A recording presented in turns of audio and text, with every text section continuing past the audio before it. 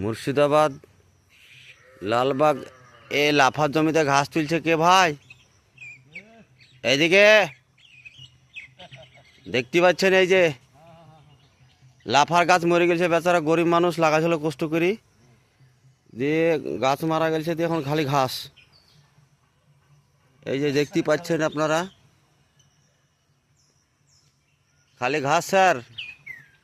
আমাদের এইখানে পাড়াতে গরিব মানুষ কোনোরকম লাফা টাফা একটা ভাগে নিয়ে খেয়েছে, সব গাছ মরে গেছে।